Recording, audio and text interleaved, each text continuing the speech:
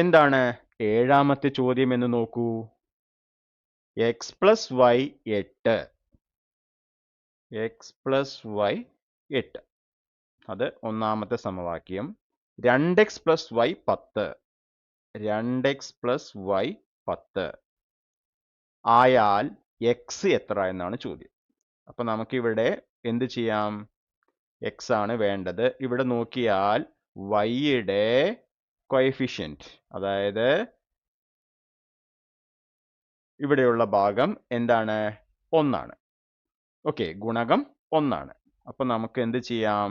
സമവാക്യം 2ൽ നിന്നും സമവാക്യം 1 കുറച്ച് നോക്കൂ. അപ്പോൾ y എന്ത് ചെയ്യും? ക്യാൻസൽ ആയി പോവും. അപ്പൊ നമുക്ക് 2xൽ നിന്നും x പോയാൽ എത്ര കിട്ടും? അപ്പൊ സമവാക്യം 2 മൈനസ് സമവാക്യം 1. അപ്പോൾ 2xൽ നിന്നും x പോയാൽ x 10 മൈനസ് 8. ഇതിൽ നിന്നും x എന്ത് കിട്ടും? 2 എന്ന് കിട്ടും. ഓക്കെ,